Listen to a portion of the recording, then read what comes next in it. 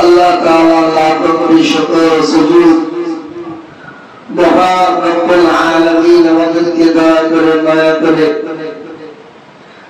রমজানুল মুবারকের দ্বিতীয় রোজা জুমার আদায়ের উদ্দেশ্যে আল্লাহ মসজিদে আযানের সাথে সাথে উপস্থিত হওয়ার তৌফিক দান করেছেন। এই জন্য কালিমাতু শুকর দিতে আলহামদুলিল্লাহ।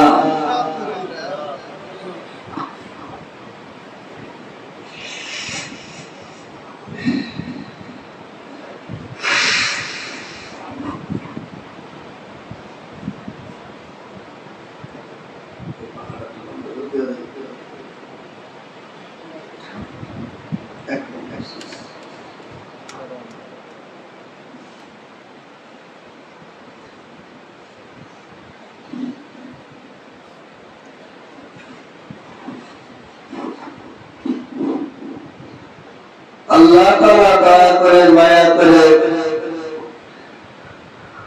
জুমার আযানের সাথে সাথে আল্লাহর ঘর মসজিদে উপস্থিত হওয়ার জন্য তৌফিক দান করেছেন। এজন্য কালিমাতু শুকর দিতে আলহামদুলিল্লাহ। রমজানুল মুবারকের এই মাসে আল্লাহ পাকের একটা পছন্দের আমল হলো সিয়াম সাধনা করা, এর সাথে সাথে যাকাত আদায় করা। সিয়াম সাধনা শারীরিক শ্রম, শারীরিক এবং আর্থিক দুটো ইবাদত সিয়াম সাধনার মধ্যে আছে। ইফতার কিনে খেতে হয়, সেহরি কিনে খেতে হয়, অর্থের ইবাদত আছে, শারীরিক ইবাদত আছে। যাকাতের ক্ষেত্রে শুধুমাত্র অর্থের ইবাদত। যাকাত আল্লাহ তাআলা আমাদের উপর যে ফরজ করেছেন, নামাজের সাথে সাথে কোরআন কারীমের মধ্যে যাকাতের কথা বলা হয়েছে। ওয়াকিমুস সালাতা ওয়া আতুজ যাকাত। যে দুনিয়ার মানুষ, তোমরা নামাজ কায়েম করো, যাকাত দাও। নামাজের মাধ্যমে মুসলমানের মধ্যে দেখা, সাক্ষাৎ, মুলাকাত, জুমার নামাজে, পাঁচ ওয়াক্ত নামাজে বন্ধু বান্ধব পরিচিত মানুষের সাথে প্রতিদিন দেখা হয়। একটা সম্পর্ক, ভালোবাসা তৈরি হয়, সম্প্রীতি তৈরি হয়। এই সম্প্রীতির সাথে সাথে আরেকজন মুসলমানের সাথে যে আমার দেখা সাক্ষাৎ হলো, তার দুঃখ কষ্টকে লাঘব করার জন্য আল্লাহ তাআলা বলেন যাকাত দিয়ে দাও। তোমার সম্পদ বেশি আছে, তোমার ভাই সে অভাবে আছে, ঋণগ্রস্ত আছে, দুঃখে আছে, তোমার সম্পদ থেকে কিছু অংশ যাকাত হিসেবে তাকে দিয়ে দাও। তোমাদের মধ্যে ভ্রাতৃত্ব আরো বেড়ে যাবে। সুবহানাল্লাহ। আল্লাহ তাআলা আমাদেরকে যাকাত ফরজ করে আমাদের উপর জুলুম করেন, বরং আমাদের প্রতি ইহসান করেছেন। ঠিক কি না? যারা আমরা বুঝি না, তারা মনে করি এটা জরিমানা। আসলে জরিমানা না, বুঝলে সবকিছু মনে হয় এটা কমই আরো অনেক গ্রহ করছে আল্লাহ। যাকাত ফরজ করে আল্লাহ তাআলা বান্দাদের প্রতি দয়ার প্রকাশ ঘটিয়েছেন। জুলুম তো করেন নাই, বরং দয়া বুঝাইছে। কিরকম?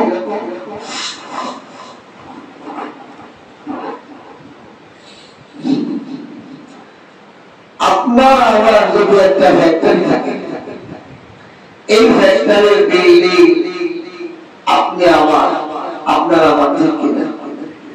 এই ফ্যাক্টরির পাখা, মেশিন, কাঁচা মাল সবই আপনার আমার, নিজে বানাইছেন। এখন এইখানে ওয়ার্কার যদি কাজ করতে আসে, শ্রমিক, আপনি বললেন যে আমি যতটাই কামাই না কেন তোমার বেতন হলো ধরেন আপনি ফ্যাক্টরি থেকে 40 কোটি টাকা ইনকাম করেন, আপনার ওয়ার্কারদের বেতন আসে কত 1 কোটি টাকা। এখন কোন কর্মচারী শ্রমিককে এই কথা বলার অধিকার আছে যে আপনি 39 কোটি টাকা কামাই দিচ্ছেন, আমাকে একটু বেশি বাড়িয়ে দেন? আন্দোলন করলে বরং চাকরি থেকে আউট করে দেয়, ঠিক কিনা? বেতন বাড়ার কথা বললে ভাই আমি কাঁচামাল কিনছি, আমি ফ্যাক্টরি করছি, আমার বেশি না বেশি। তুমি আমার যদি নিজে চোখ প্রদান করবা, তোমার আমি যাবেন নিবানিবা না গান ধরে ফেলবে, ঠিক কিনা? দেখেন দুনিয়ার একজন শিল্পপতি তার ফ্যাক্টরি এই নিয়ম বানিয়েছে, সে যা বেতন করবে শ্রমিকরা তার বেশি দাবি করলে বরং দাম কেটে বের করে দেবে। আল্লাহ তাআলা বলেন, ও বান্দা এইবার তুমি ভাবো তোমার মাথার ব্রেন কে দিয়েছে? তোমার যে 2টা চোখ, যে 2টা চোখ দিয়ে তুমি টাকা ইনকাম করো, এই 2টা চোখ কে দান করেছে? যেই কান দিয়ে তুমি বান্দা লেনদেন আদান প্রদান সব টাকা পয়সার কথা শোনো, সেই কান দুটা কে দিয়েছে? মালিককে। হাত পা অঙ্গ প্রত্যঙ্গ হাত কিডনি সব আল্লাহ দান। আল্লাহ দিয়া ফ্যাক্টরিতে আমি আপনি যতই কাজ করি, আল্লাহ তো বলতে পারতো 40 টাকা 39 টাকা আমাকে দিবা, বলতে পারতেন না?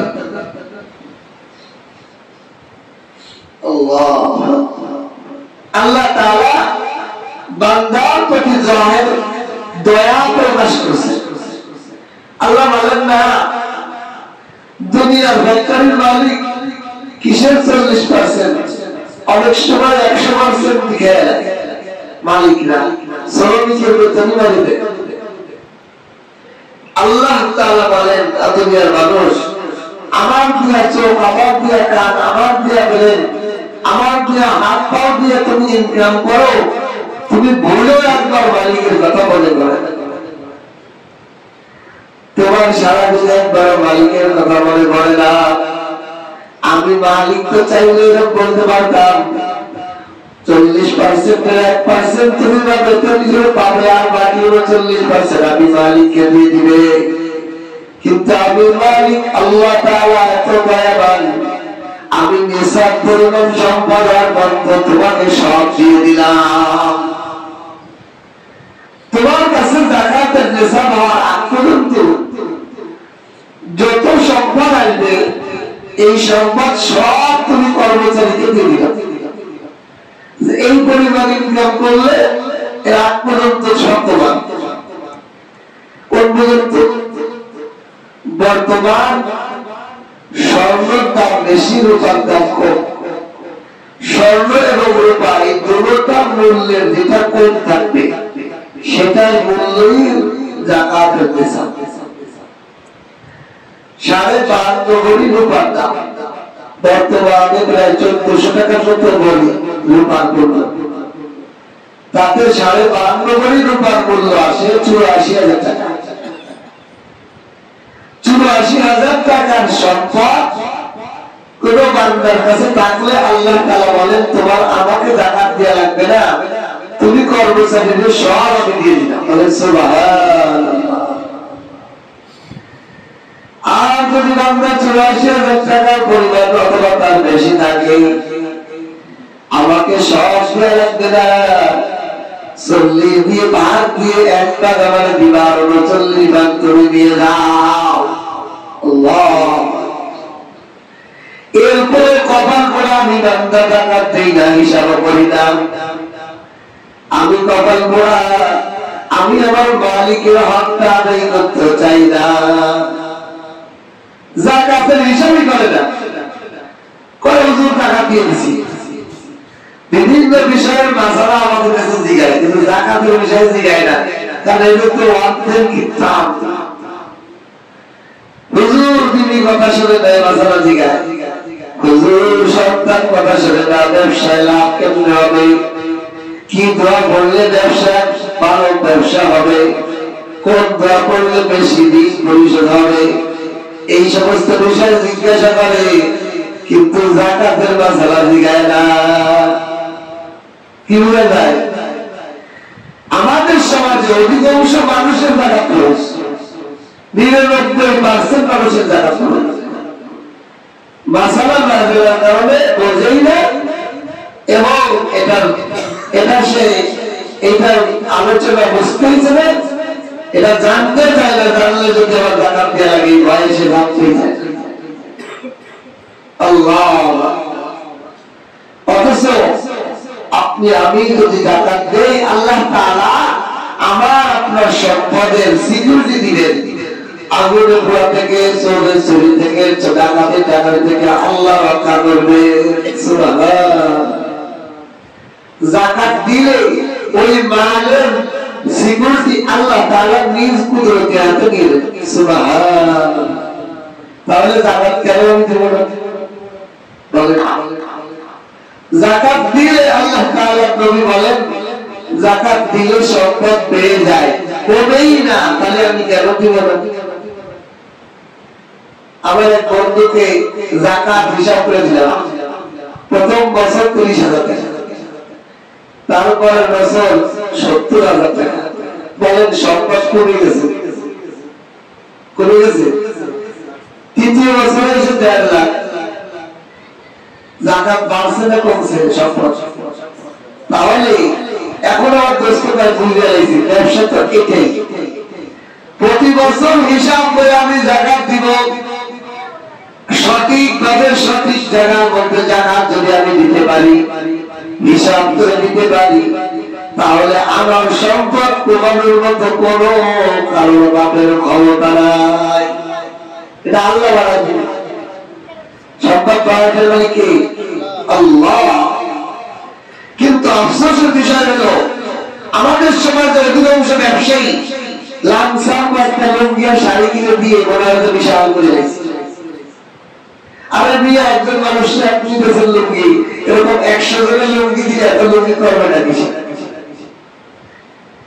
কোথায় তো যাই যে এগুলো পাইছে, লুঙ্গি দিতে হবে আর শাড়ি দিতে হবে, কোন যাকাতের মাসালা কি দ্বারা আমি পাইনি। মূল সম্পদটা টাকা টাকার মালিক করে দিতে হবে।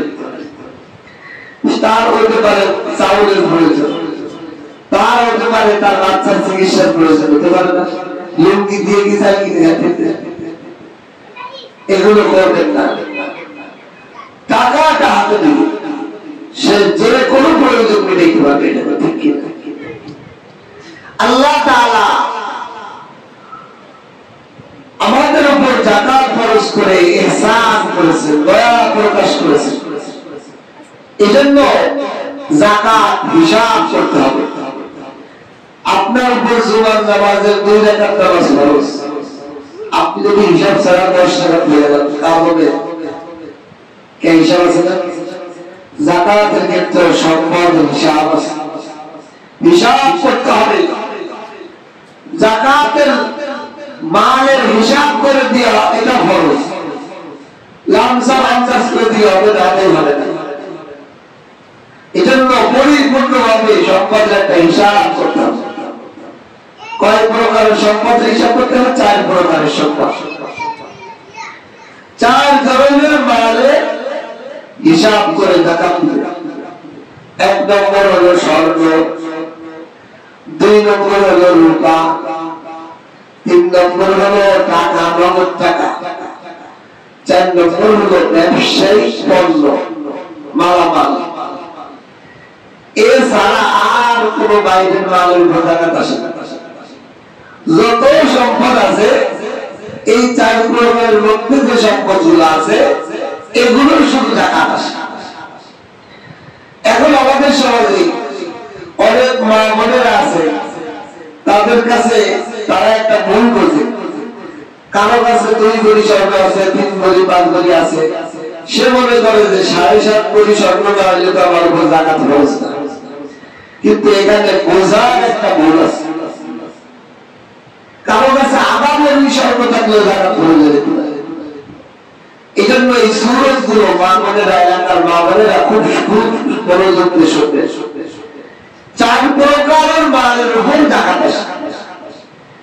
নম্বরে হলো স্বর্ণ, 2 নম্বরে রূপা, 3 নম্বরে নগদ টাকা, 4 নম্বরে ব্যবসায়িক মাল। এই 4 প্রকার মালের মধ্যে ধরেন একজন ব্যক্তি বা একজন নারীর নিকট 3টা নেই, শুধু একটাই আছে, স্বর্ণ।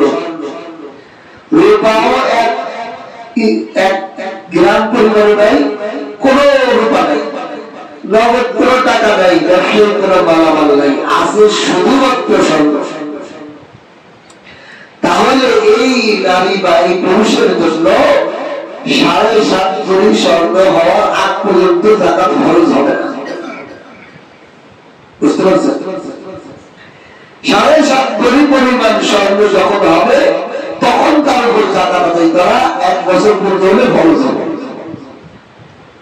এখন যদি কারো এরকম হয় আবার 3 বছর শুধু রূপা আছে, স্বর্ণ নাই, নগদ টাকাও নাই, ব্যবসায়িক মালামালও নাই, তাহলে রূপা পরিমাণ 5.5 ভরি পরিমাণ হতে হবে। এরকম হলেও তার উপর টাকা পাবে, কারণ শুধু রূপা আছে, আর কোন সম্পদ নেই। এখন এসে কারো কাছে টাকা আছে বা ব্যবসায়িক মালামাল আছে, যেগুলো একটা আছে টাকা, এই টাকা থাকলে স্বর্ণ এবং রূপার মধ্যে যেটা কম মূল্য, রূপার মূল্য 84,000 টাকা, এই পরিমাণ সম্পদ থাকলে, এই পরিমাণ নগদ টাকা থাকলে তার উপর যাকাত খরচ হবে, এর কম থাকলে হবে না।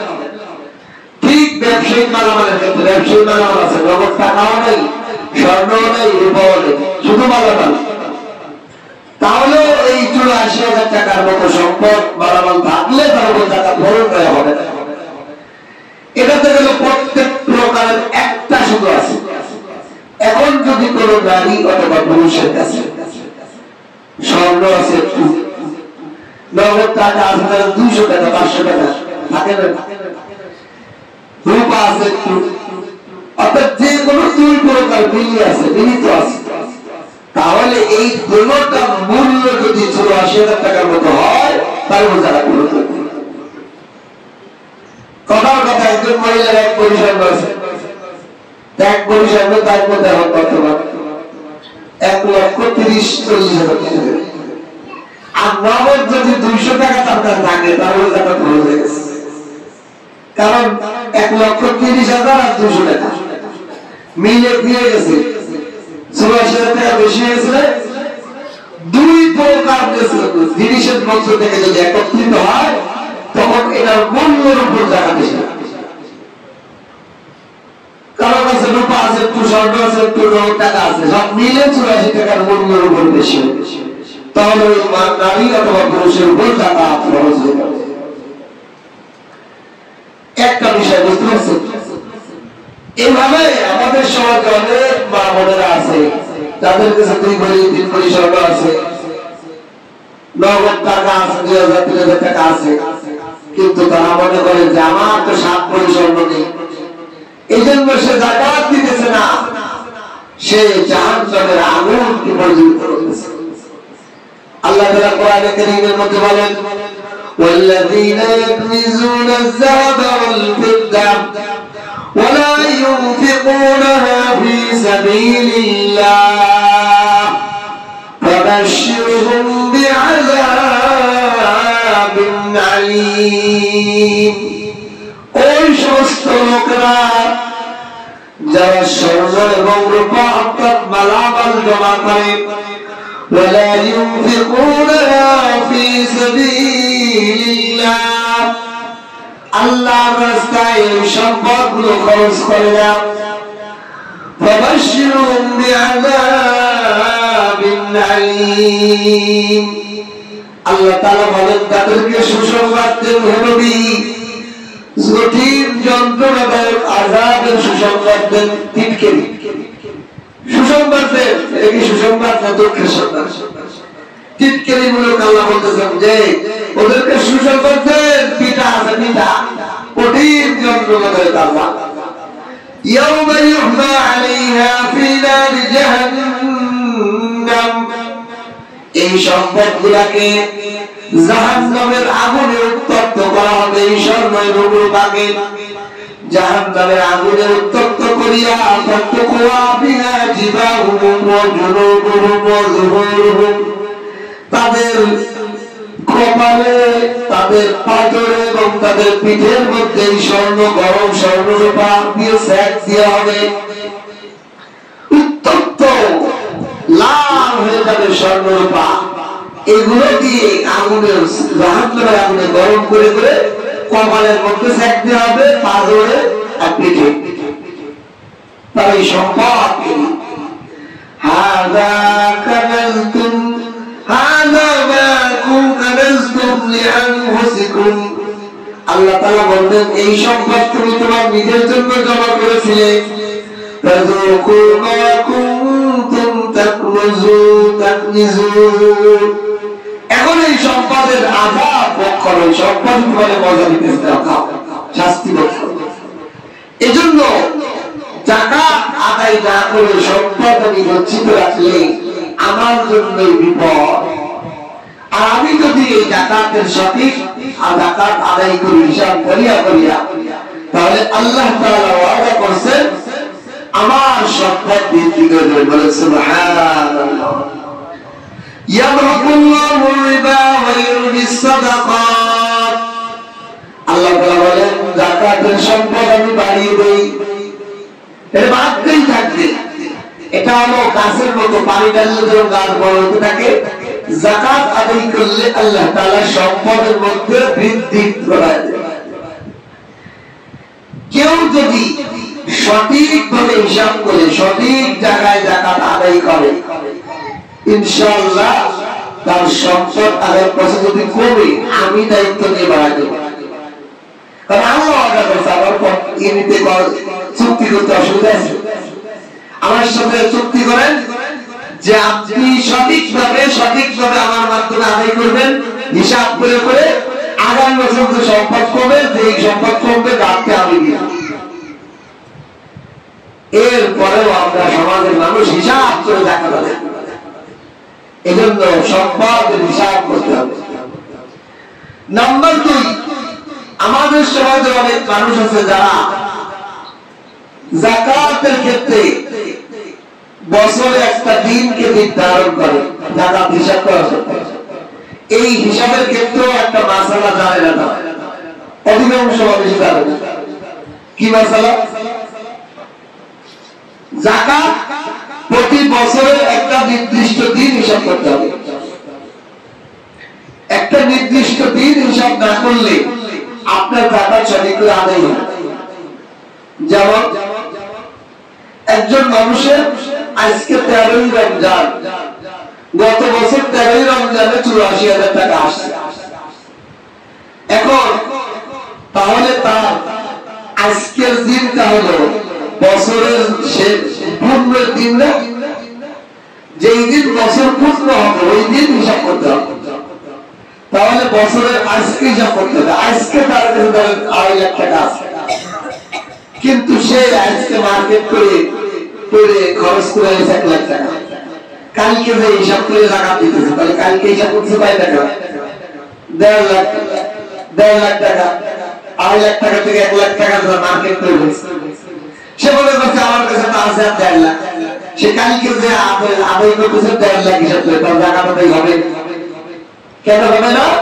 বছরের শেষ দিন, পূর্ণের দিন, ওই দিন তাকে হিসাব করতে হবে তার কাছে কি পরিমাণ সম্পদ।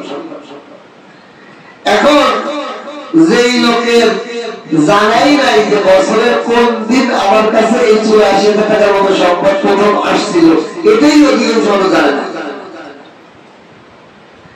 অধিকাংশ আমি যাকাত যারা দেয় তাদেরকে জিজ্ঞাসা করছি, আপনার জীবনের লাইফে প্রথম কখন যাকাত নেশাব পরিমাণ টাকা আইছে, কোন দিন কোন তারিখ, এটা জানা আছে? তাহলে এই লোকদের যাকাত হিসাব যে কোনো দিন করলেই হবে না।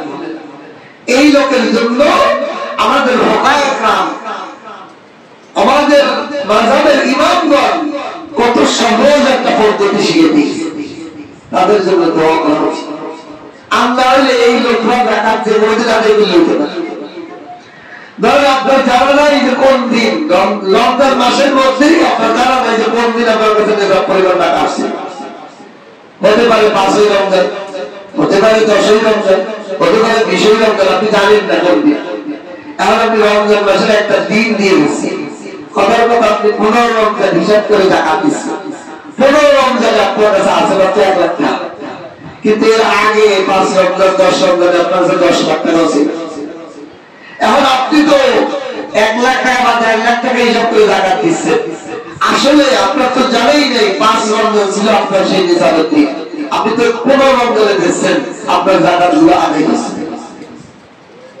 এই জন্য যাদের জীবনে লাইফে প্রথম নিসাব কখন আসছিল, কোন দিন, এটা জানা নেই, তাদের জন্য মাসালা হলো তারাও বছরের একটা দিন নির্ধারণ করবে যে আমি প্রতি বছর এই দিনই হিসাব করবো, কিন্তু হিসাব এই দিন করবে, কিন্তু এই দিনের হিসাব করবে, মানে নির্দিষ্ট দিন টাইম করবে, কিন্তু টাকাটা ওই দিনের না, বরং পুরা বছরের এই বছরের মধ্যে ব্যাংক স্টেটমেন্ট দেখতে পারে অথবা তার হিসাবের খাতা দেখতে পারে যে আমার কাছে বছরের মধ্যে সর্বোচ্চ টাকা কত ছিল।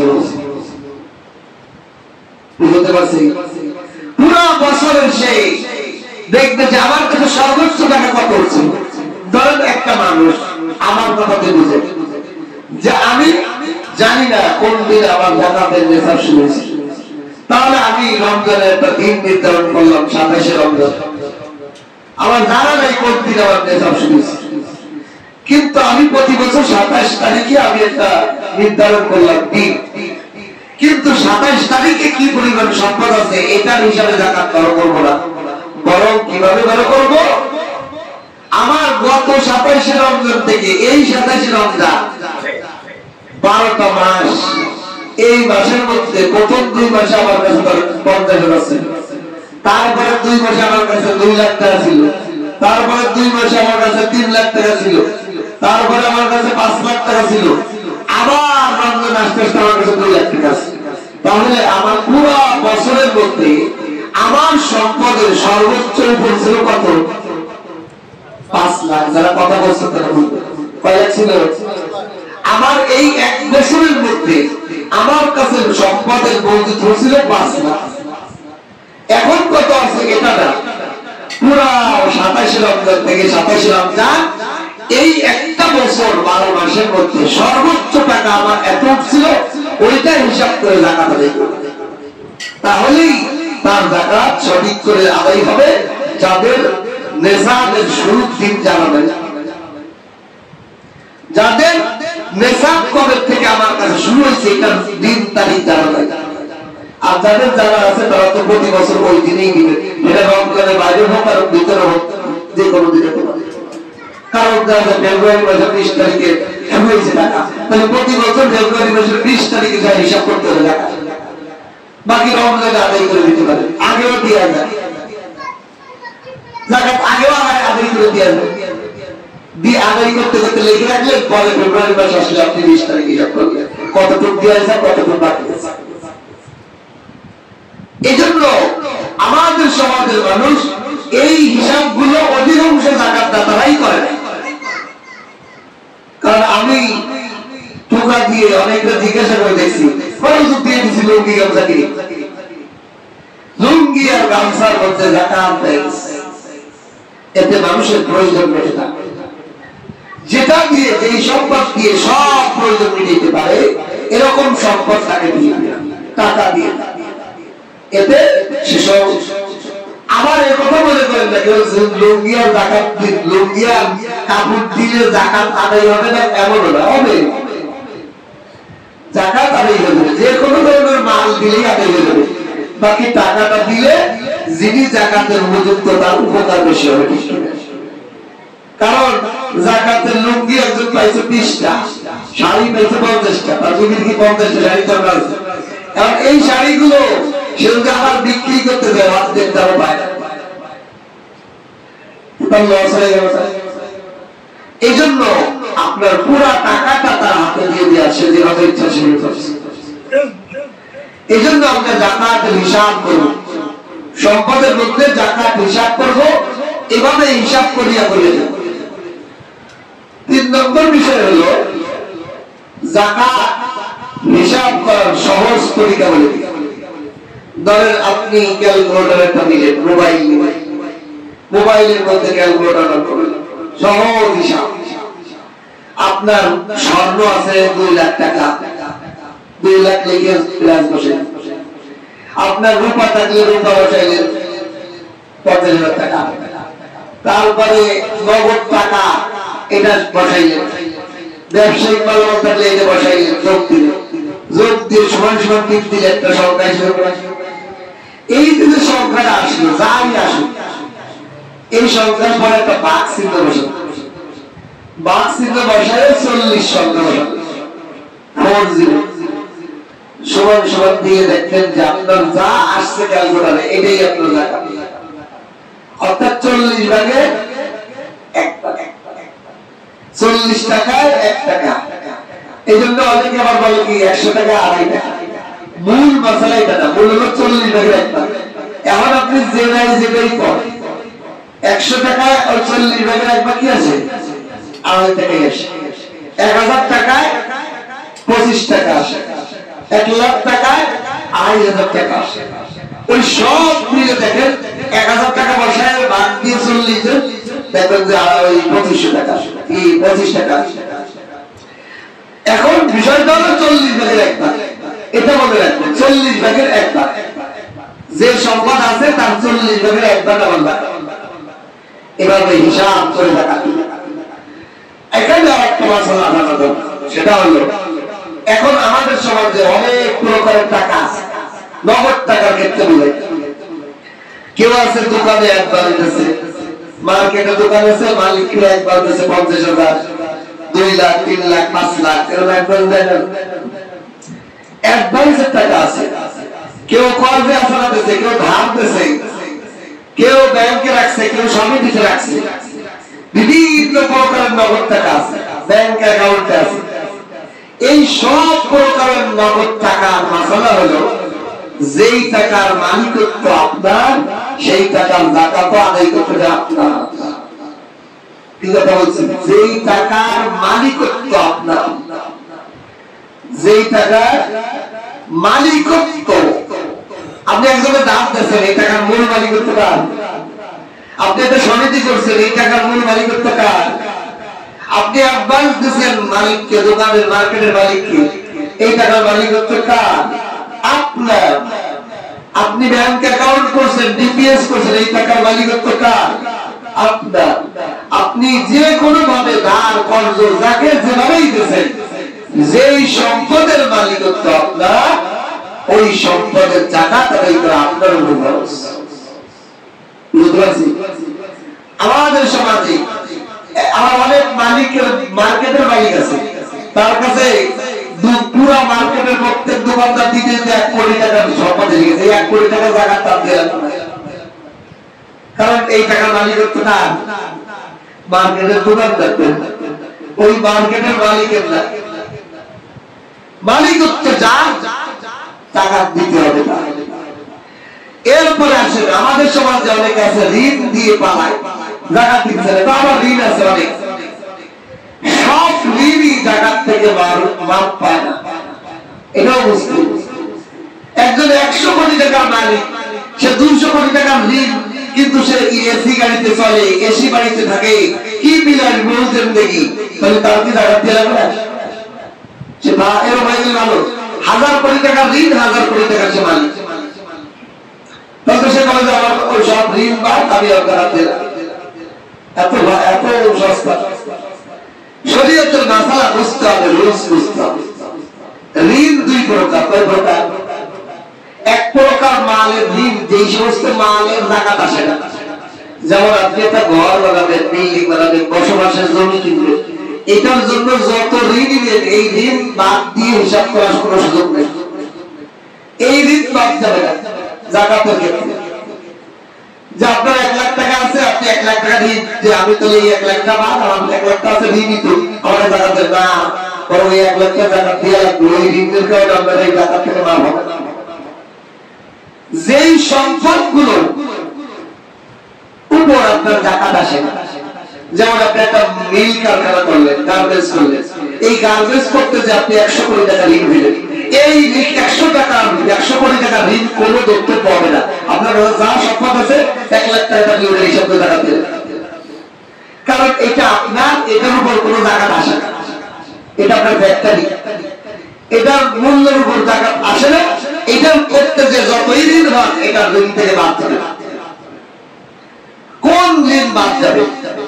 যেই ঋণ আপনি আপনার দোকান দিয়েছেন, রমজান মাসে কাপড়ের দোকান দিয়েছেন, 50 লাখ টাকার মাল রয়েছে, এর মধ্যে 30 লাখ টাকা আপনি মহাজনকে দিয়েছেন আর 20 লাখ টাকা দেন নাই।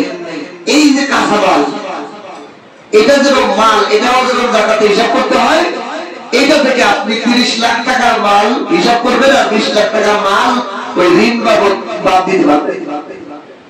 যেহেতু এই মালের উপর জাকাত আসে, এই জন্য এই মাল করতে যে ঋণ হয়েছে ওই ঋণটাও বাদ দিয়ে হিসাব করতে হবে। বুঝতে পারছি? আমাদের সমাজে অধিকাংশ মানুষ ঋণ কিসের? বাড়ির জমি কিনতে যাই, বাড়ি করতে যাই, বিল্ডিং করতে যাই। ব্যবসায়িক ঋণ, ব্যবসায়িক ঋণটা শুধুমাত্র বাদ দিয়ে দেয়। আর এই সমস্ত ঋণ যেগুলো আপনি পরিবার চালাইতে, আপনার ঘর করতে, আপনার বাড়ির দুটো জমি কিনতে, আপনার মেশিনারি কিনতে, আপনারা তিরাক কিনছেন লোন করে, ঋণ নিয়ে। লোন তো দায়িত্বে হারাম। ধরেন আপনি কারো আপনার বাইরে থেকে লোন এই গেছেন, ধার নিয়েছেন যে আমার 10 লাখ টাকা দাও, আর 10 লাখ দিলে আমি এটা প্রাইভেট কার। এখন আপনি প্রাইভেট কার কিনছেন, প্রাইভেটের উপর কি জাকাত দিব? কেন আইব না? এটাতে আপনি ভাড়া চালাই খান। যদি এটাকে আবার পণ্য হিসেবে উঠান তাহলে এটার মূল্যের উপর টাকা দিস না। এখন আপনি যেহেতু প্রাইভেট কার ভাড়া চালিত করে খান, ভাড়ায় চালাই খান, তাহলে এই প্রাইভেটের যে 10 লাখ টাকা ঋণ নিছেন, এই ঋণ বাদ দেওয়ার কোন সুযোগ নেই। এই ঋণ থাকবে, তারপরে যত টাকা আপনার কাছে আছে এই টাকা জাকাত দিয়ে রাখবেন। এই টাকা থেকে এই ঋণ বাদ দেওয়ার কোন সুযোগ নেই। কিন্তু যদি আপনি এই প্রাইভেট কারে পণ্য হিসেবে উঠাইছেন, কি হিসেবে? ব্যবসায়িক মালামাল হিসেবে উঠাইছেন, গাড়ি বিক্রি করবেন, এতে লাভ করবেন, তাহলে 20 লাখ টাকার গাড়ি থেকে 10 লাখ টাকার ঋণ আছে আর 10 লাখ টাকার আপনার, তাহলে আপনি 10 লাখ টাকার জাকাত আদায় করলেই যথেষ্ট, আপনার হাত আদায়। বুঝতে পারছি? আমাদের সমাজের মানুষ এই ঋণ করে জাকাত সঠিক আদায় করে। এই জন্য কোন ধরনের ঋণ আমি বাদ দিতে পারবো আর কোন ধরনের পারবো না, বুঝতে পারছেন?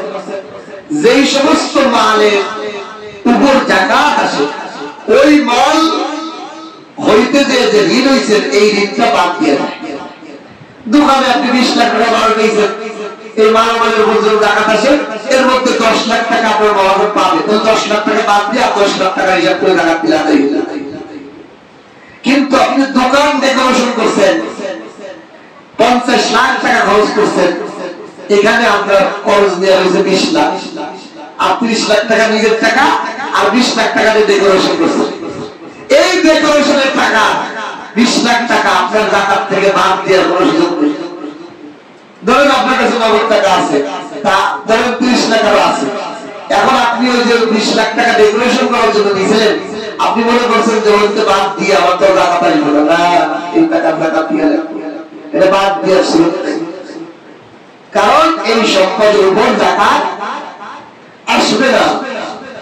যেই সম্পদের উপর জাকাত আসবে না, সেই সম্পদের ঋণ আপনার বাদ দেওয়ার কোন সুযোগ নেই। বুঝতে পারছেন? আল্লাহ তাআলা আমাদেরকে বুঝে বুঝে আমল করতে বলেন। আরেকটা বিষয়, যাকাত আমরা কাদেরকে দিব? যাকাত দেওয়া যায় না 5-6 প্রকার, এটা মনে রাখলে সহজ। 1 নম্বর হলো নিজের ছেলে মেয়ে, ছেলে মেয়ে, ছেলে মেয়ে, ছেলে মেয়ে নিচের দিক। 2 নম্বর হলো বাবা মা, দাদা দাদি, নানা নানি, তাদের বাপ মা, তাদের বাপ মা, তাদের বাপ মা, উপরের শাখা। 3 নম্বর হলো স্বামী স্ত্রীকে দিতে পারবে না, স্ত্রী স্বামীকে। 4 নম্বর হলো নবীর বংশধরকে দেওয়া যাবে না। 5 নম্বর হলো কোন গায়ে মুসলমানকে দেওয়া যাবে না, কাফের মুশরিককে দেয়া, হিন্দু খ্রিস্টান বৌদ্ধ এদেরকে যাকাত দেওয়া যাবে। এরপরে 6 নম্বর হলো সারা দুনিয়ার যত মানুষ আছে, কে কে ভাই বোন চাচা চাচি নানা নানি চাচা খালা ফুফুর চাচা ফুফুর বাবা খালা, এই যে পার্শ্ববর্তী যারা আছে শাশুড়ি জামাই এদেরকে দিয়ে যাকাত। এইভাবে সারা দুনিয়ার আনন্দিত মানুষ আছে, তাদের সবার জন্য শর্ত হলো তাদের নেশাব চালু দেওয়ার জন্য। নেশাব চালু, নেশাব চালু মানে আজকে একটা লোকের 84,000 টাকা আজকে লাইফের প্রথম জীবনের প্রথম তার কাছে টাকা নাই 84,000। এখন তার কি তার উপর জাকাত আদায় করানো খরচ, 1 বছর পূর্ণ হওয়ার পর খরচ। এখন তার আজকে থেকে জাকাত খাওয়া হারাম, সে নেশাব, তার নেশাব জারি হয়েছে।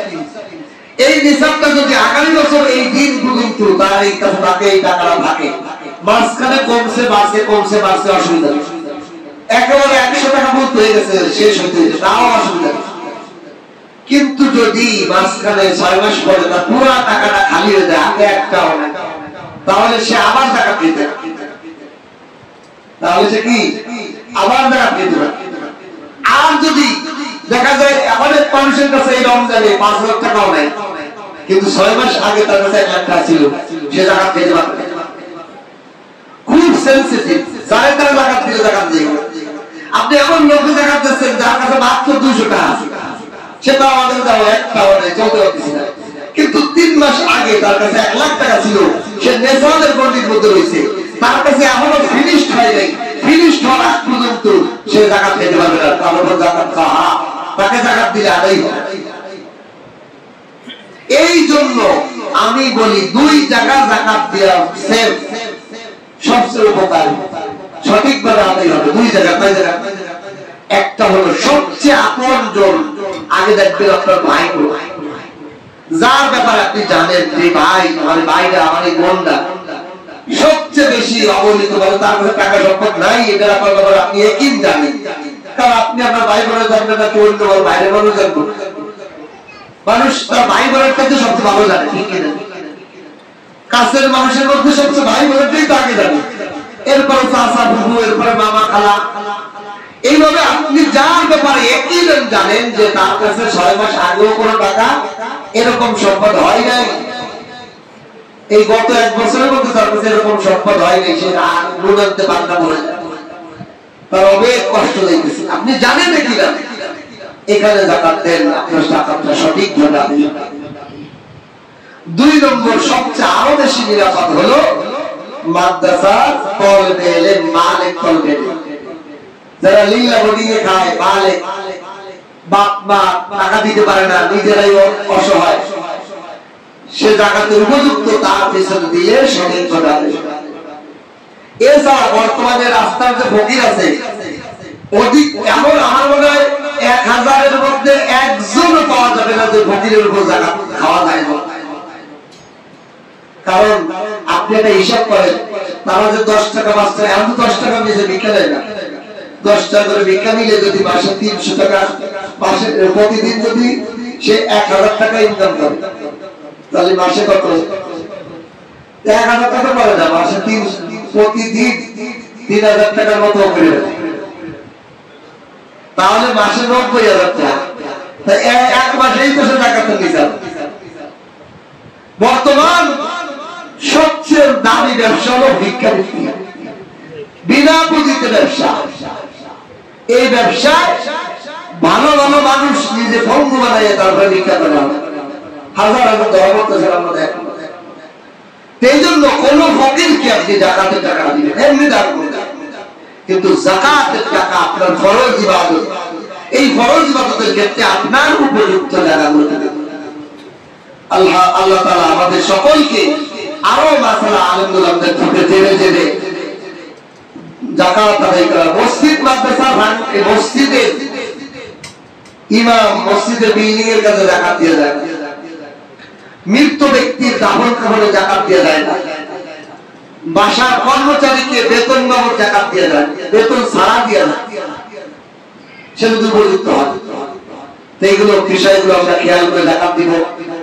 আমার আপনাদের সকলের কাছে দাওয়াত, আমার একটা মাদ্রাসা আছে, ওখানে প্রায় 120 জনের মতো ছাত্র আছে, জিল্লা বোর্ডিং আছে, এতিম ছাত্র আছে, মিসকিন ছাত্র আছে, অনেক গরিব ছাত্রদেরকে আমরা এখানে ভর্তি করি।